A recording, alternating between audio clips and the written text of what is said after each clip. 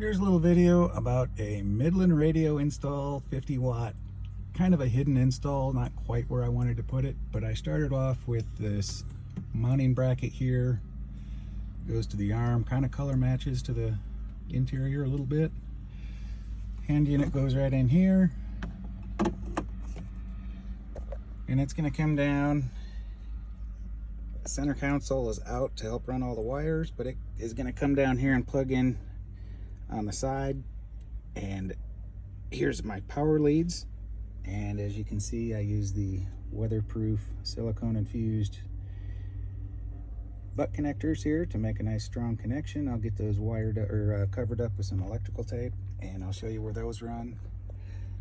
On all of the cables, I did do some wire loom to help protect them. The reason I removed the center console is it allows you access to all of these little spots in the carpet to run the wires to the back.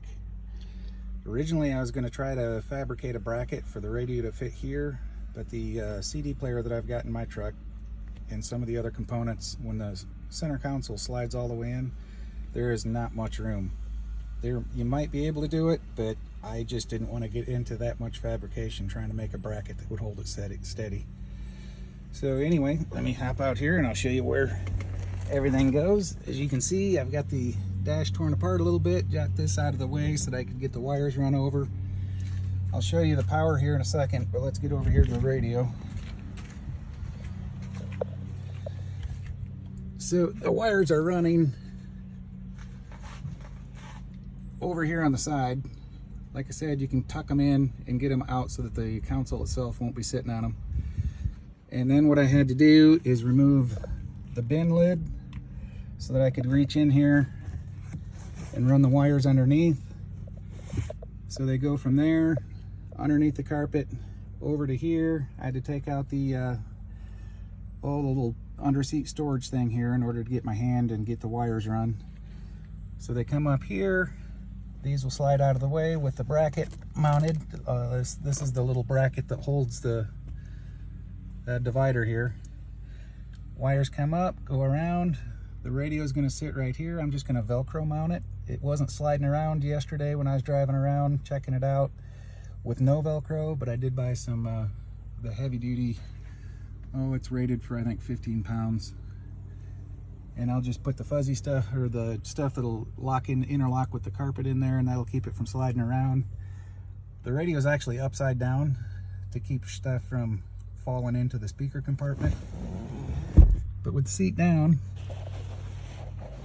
you can see there's just enough room to clear, and I might put a little piece of foam on there just to help get it embedded into the carpet so that later on I can remove that foam and the radio isn't going to go anywhere. So as you can see, I've got the power run up through here, and the mic extension cable runs up through here, comes around the back side. The antenna's right here, a little bit of extra wire back here I'll get cleaned up.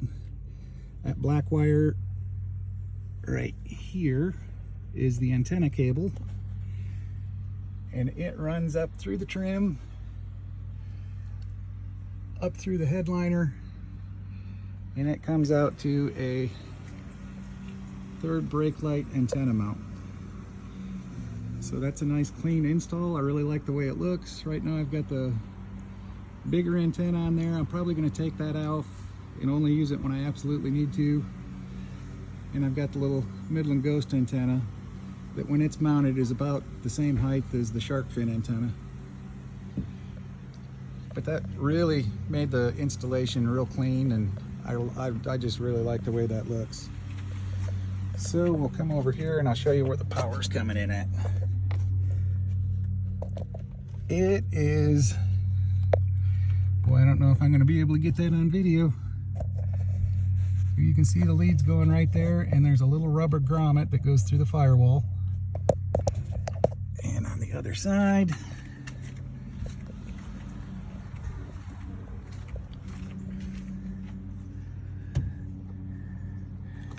there's a pretty good shot of the little rubber grommet. All you need to do is cut the end of that off, fed the wires through there, I need to put just a little bit of silicone in there to make sure water doesn't get to the inside, but I did make sure and have that go downhill so the water will just follow gravity, of course, and drip off as opposed to pooling up there and wanting to get into the interior.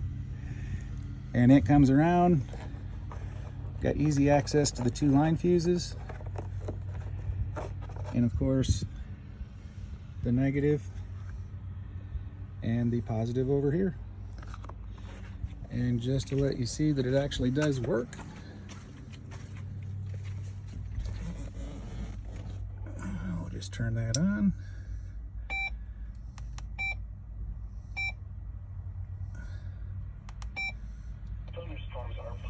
So it does work just fine, plenty loud.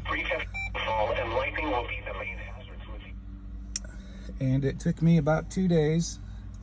Half a day was just figuring out where I wanted to put the radio itself. Like I said, I wanted to mount it down here so it was completely hidden. Just couldn't figure out a way to make that work. So I'm going to get this all buttoned up, and I'm real happy with the way this turned out. Hope you enjoy.